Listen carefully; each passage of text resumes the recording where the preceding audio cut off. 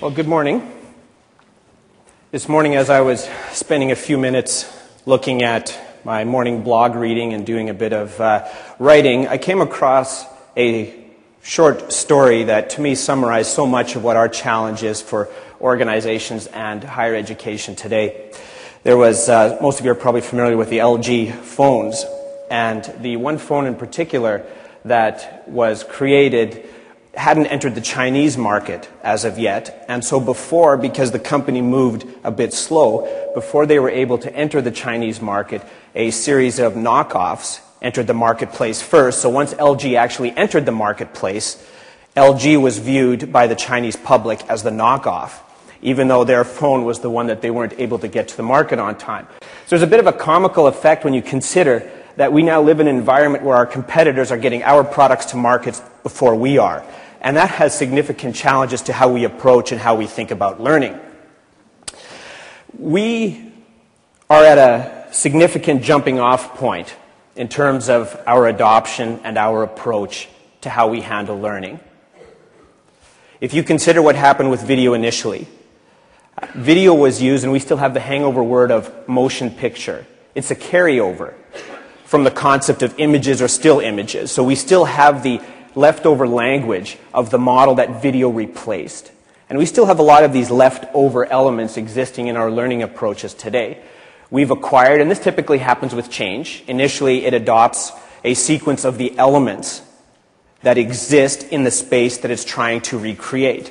So we have terms, words, and language, characteristics, and habits that still sum up or essentially are remnants of the generation that we're replacing. And we're seeing that with learning and technology. We're still encountering a lot of the inefficiencies. And much like Kuhn stated, science goes on a fairly normal basis until we have a significant number of abnormalities that requires a complete reconceptualization of a learning space. And in my suggestion, that's really the point where we're at now.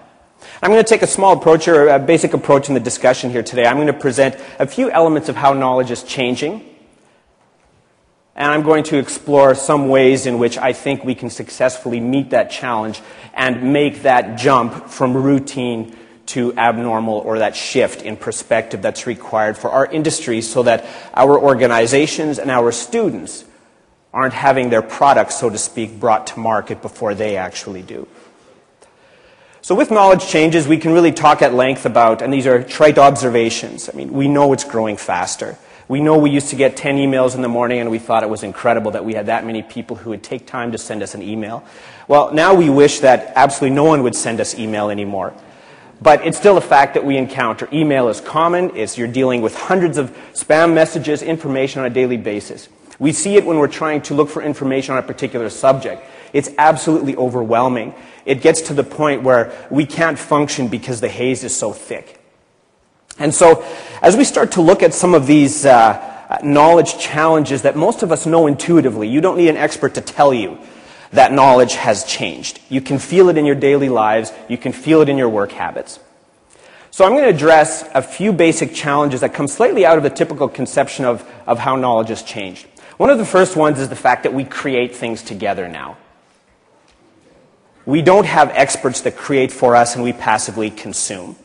If you're familiar with Oh My News as an example, or BBC's new project called Your News, they're essentially allowing individuals to create and to share information with the masses so that it's not a divide between reporter and consumer of news, but those lines are blurred. Much like in our educational spaces, our line between the expert, namely the clown up on stage, and the individuals in the audience, those lines are blurred.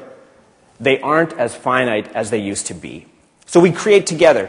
I'm not sure how many of you are into high-quality cultural entertainment, but if you are, go to zayfrank.com, and he has a very culturally relevant, enlightening show where he goes through a series of elements where he plays chess with his viewers in a form of a wiki. He has individuals that are actively involved in helping write his Friday episode, which he calls Fabuloso Friday, where the viewers that watch the episode help to write the episode. So it's just a neat approach on how things are changing. We create things together. We also have the notion now of the distributed we. Knowledge doesn't rest in the head of an individual anymore. Quite simply, it can't. It's too complex. Knowledge changes too quickly for us to filter and understand everything that we need to know and understand ourselves. We essentially have to rely on a network of individuals that help us to filter and to understand. As Karen Stevenson has said, I collect my knowledge in my friends. And that's the heart of what it boils down to within our organizations. These network structures, which I'll touch on in a bit, impact every aspect of how we function. Dave Weinberger has brought out a concept of complexification. And his viewpoint is that much of marketing is to take a complicated message and reduce it to something that's simple. Educators do that too. We take a complex, chaotic, messy space and we make it something that's simple for individuals to understand. But truthfully, that's not an accurate image. So we essentially have a simple but wrong representation of a space because we favor simplicity over accuracy. What's happened now with tools like blogs, wikis, podcasts, and any other buzzword you want to talk about, we now have the ability to complexify any subject. If something happens at this conference, for example, and I've certainly had this happen, I've delivered a presentation at a conference, I've sat down, and 3 minutes later I've read someone who said, well, George should have said this, he didn't do that, or as one individual said, the guy talks 200 words a minute. So we can take any subject and we can complexify it at a rate that's absolutely astonishing. So we're reversing the marketing effect. We're taking simple ideas and making them complex, which is what they need to be. We require complexity in order to make accurate decisions. However, at the point of making those decisions, we have to reduce the complex space back down to something simple so we can act on it. The key distinction, though, is that I am the one that is reducing it down to a simpler state. It's not a newspaper reporter that's doing it for me and omitting elements that are important to me or that are contextually relevant based on my situation. So I have control over the complexification and the simplification which is required for action. We also have increased capacity to recombine.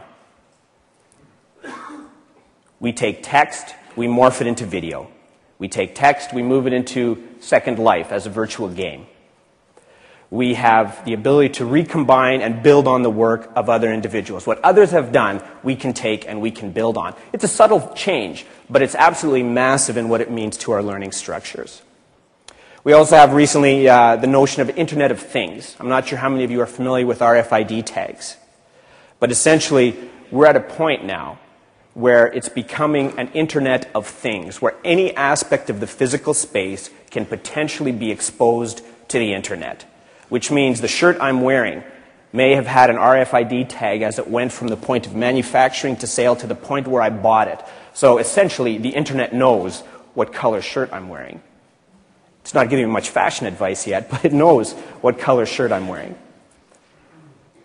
We also have our devices, our watches, our cell phones, our you name it, is Internet aware. And once everything is Internet aware, we are continually and constantly connected and known by the network, which actually has some serious concerns attached to it, and we haven't spent enough time reflecting on the social implications of that, but it is a reality that is within a few years from being at our doorstep.